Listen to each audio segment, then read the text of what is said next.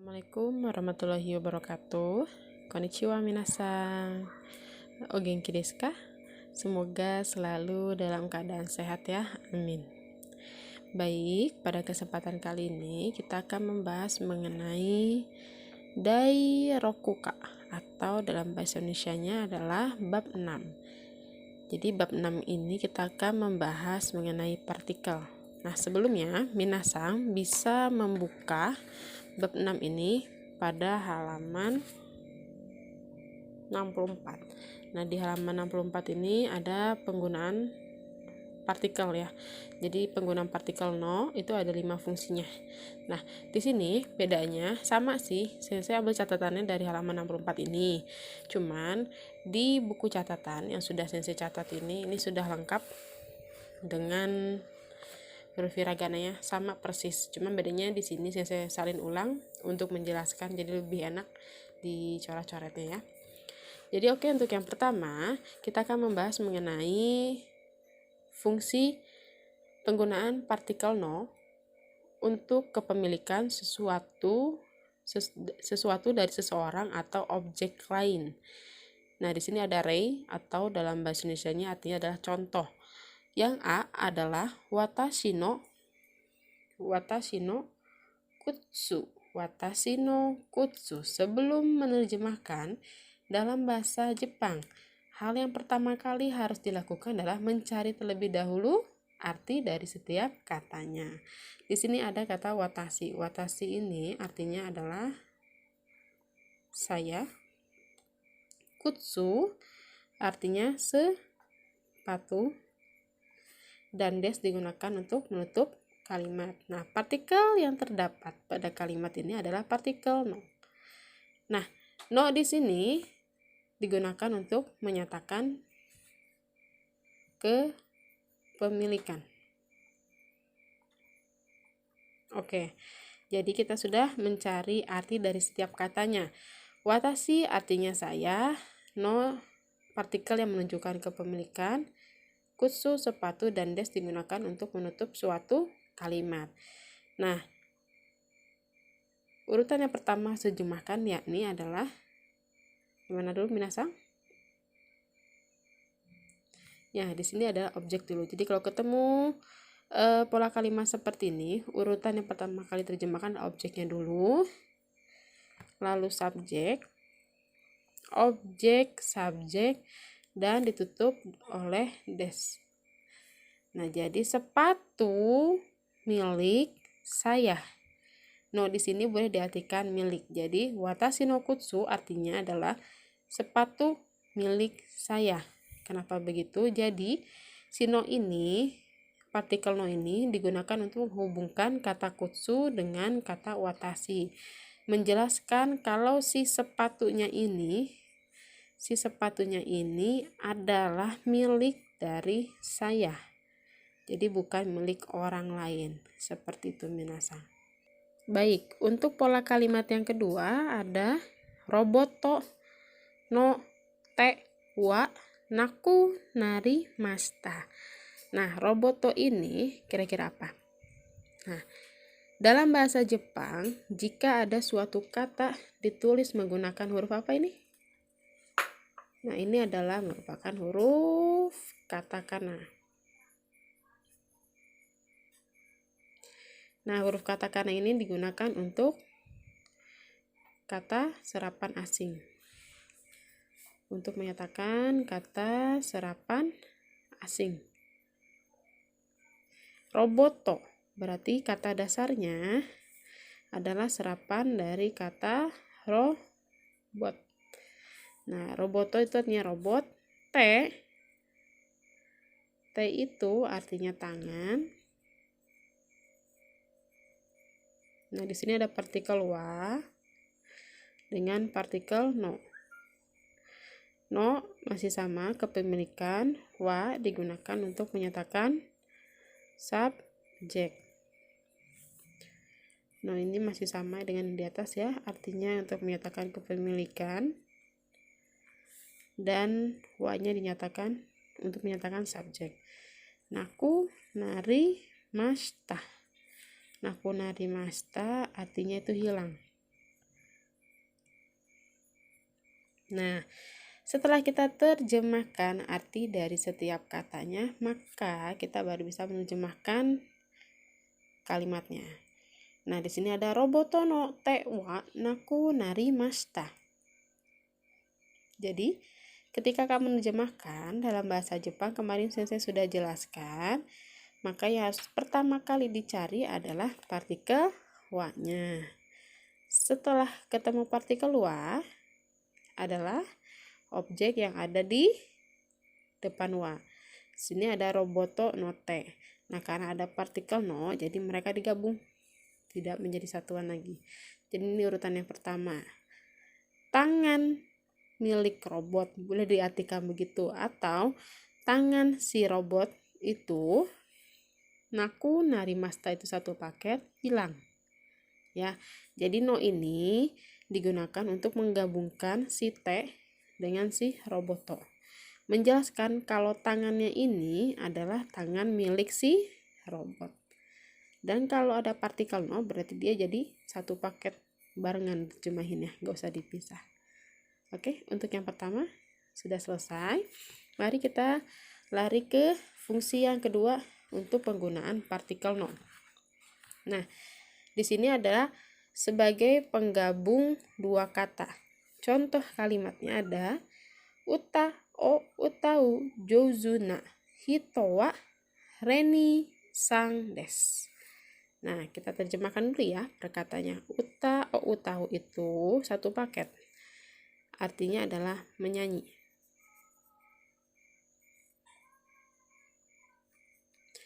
Menyanyi. Jouzu itu artinya mahir. Jouzuna berarti dia adalah kata sifat na ya, karena berakhirannya na. Hito artinya adalah orang. Wa partikel yang menyatakan subjek, sama ya dengan yang di atas. Reni sang berarti ada sang artinya saudara Reni. Des adalah penutup setiap akhir kalimat yang berakhiran kalimat yang positif. Nah, setelah kita cari arti dari setiap katanya, mari kita terjemahkan ya, minasang. Cari dulu apanya? Wa-nya. Betul. Wa berarti yang pertama adalah objek yang ada di depan wa, yaitu hito. Jadi yang pertama adalah hito, artinya orang. Jouzuna, kita lari ke depan, orang yang mahir menyanyi itu. Wa di sini boleh diartikan adalah, selain menyatakan subjek, wa juga boleh diartikan adalah Reni sang berarti saudara Reni, dan urutan yang terakhir adalah des. Seperti itu. Jadi uta o utau jouzuna hito wa Reni sang des, artinya orang yang mahir menyanyi adalah saudara Reni. Seperti itu minasang. Sampai sini cukup dipahami. Jika ada pertanyaan atau sekiranya ada yang masih belum dipahami, silahkan di-keep terlebih dahulu untuk nanti diajukan pada sesi Zoom meeting. Untuk fungsi yang ketiga, yakni sebagai penunjuk suatu tempat.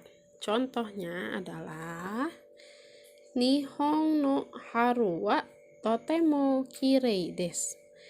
Nihon itu artinya adalah Jepang.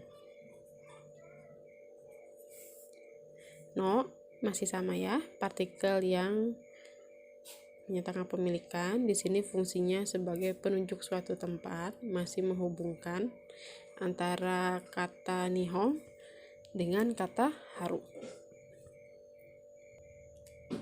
Nah, haru sendiri di sini adalah artinya musim semi. Partikel yang kedua adalah partikel wa untuk menyatakan subjek. Totemo artinya adalah sangat.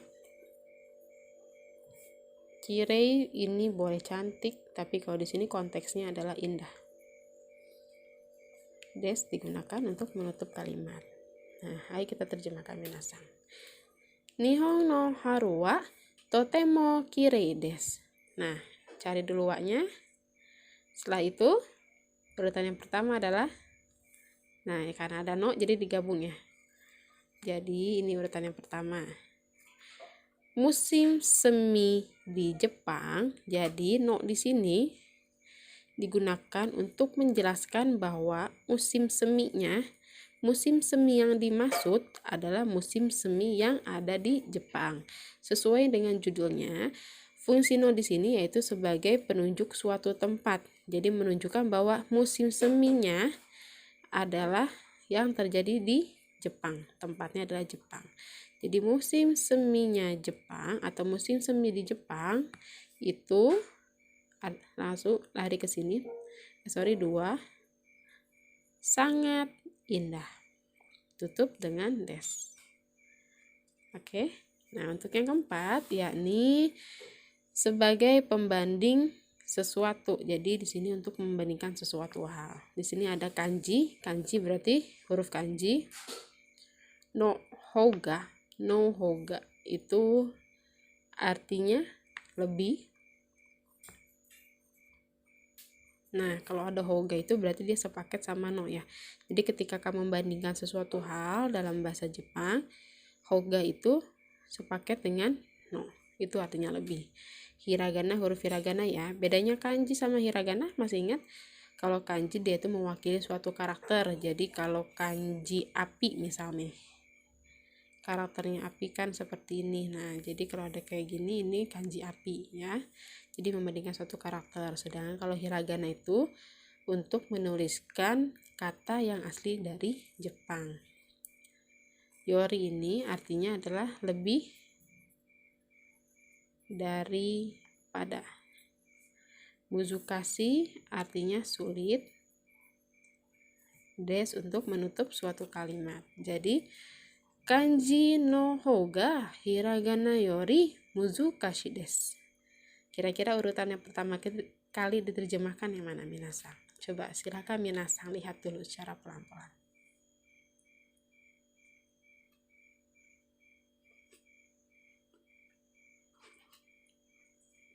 Nah, di sini karena ada lebih ketemu lebih, jadi yorinya boleh kita coret jadi daripada aja.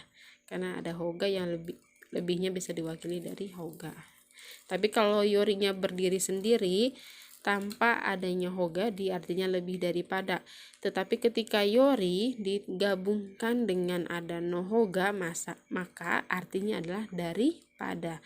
Jadi kalau ketemu kalimat pembanding seperti ini, cari dulu bandingan yang pertama. Itu yang paling depan. Seperti kanji, urutannya masih sama. Lebih, sifatnya sulit.